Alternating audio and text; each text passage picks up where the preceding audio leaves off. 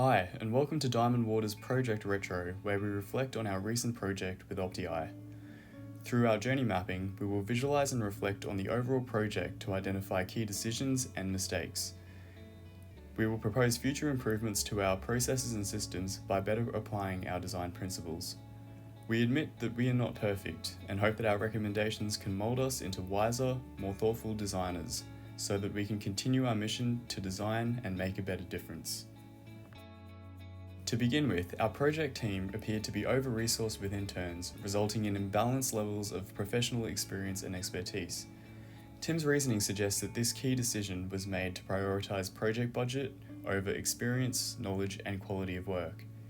His second key decision was to explicitly follow the client's brief because, in his opinion, they wanted their ideas validated. This presents a framing effect bias, which confirms his preliminary beliefs, whilst restricting challenging views and deep exploration into innovative alternative solutions. These are the alternative solutions that might add value or benefit to the client's brief. Applying our principles would allow for a balanced team structure with a mix of professional experience and expertise, with all members playing an integral role when structured together. This presents the first improvement to our design system too. Furthermore, interrogating the brief at the project's beginning allows us to identify opportunities to innovate upon the client's brief and reinforces our principle of enhancing the client's business drivers and goals through innovation. It provides an opportunity to implement more collaboration and design thinking into our design system, whilst minimizing and trying to reduce biases. Tim's key decision within the user research was to engage OptiEye's frontline staff rather than the client, due to their lack of communication. The consequences of this decision jeopardized the quality of research data, ethical considerations, and alignment with the client brief. Had we applied our ethical principles, we could have asked for the client's consent to interview their staff to ensure the data was collected and used ethically, whilst fostering full transparency. Suggested improvements to our design system include reinforced protocols regarding ethical data collection, improved research methodologies to consider diverse focus groups, and implementing awareness for approaching difficult client scenarios. At the beginning of the synthesis, Tim took 3 weeks of leave without resourcing a replacement and simply provided the team with a previous project exemplar to guide them. He advised the interns to reach out to the services design team should they get stuck, noting the major decisions in this phase. Implementing an interim UX lead, accompanied by a formal project handover prior to Tim's leave, would maintain consistency, continuity, and positive team support.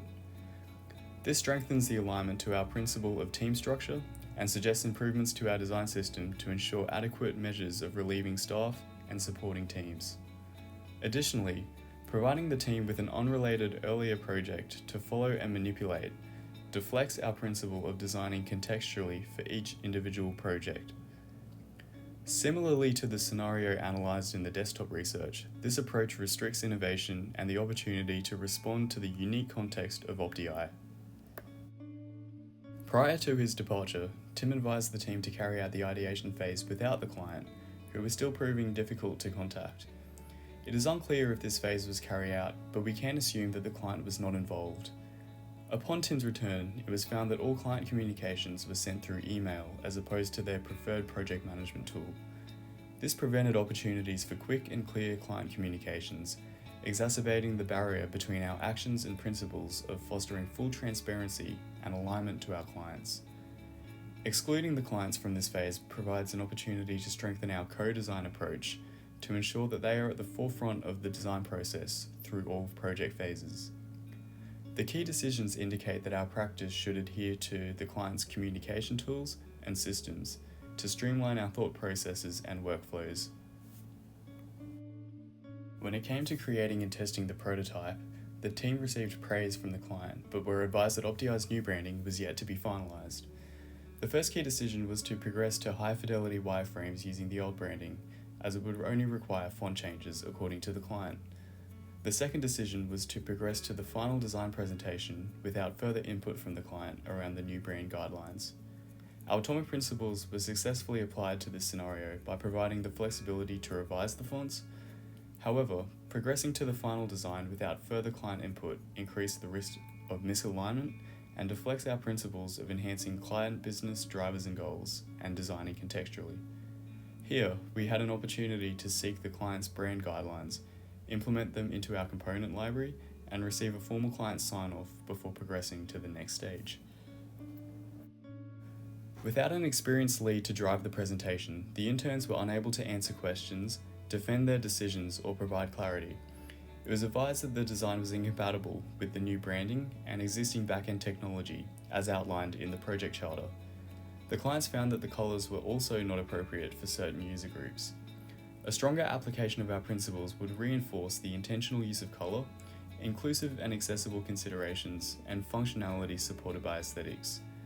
These misalignments to the client's feedback reveals the importance of aligning with the client brief and project charter, internal audit reviews, and adhering to inclusive, accessible standards at Diamond Water. We hope that this presentation sheds light into the key decisions, mistakes, and areas of growth from our recent OptiEye project.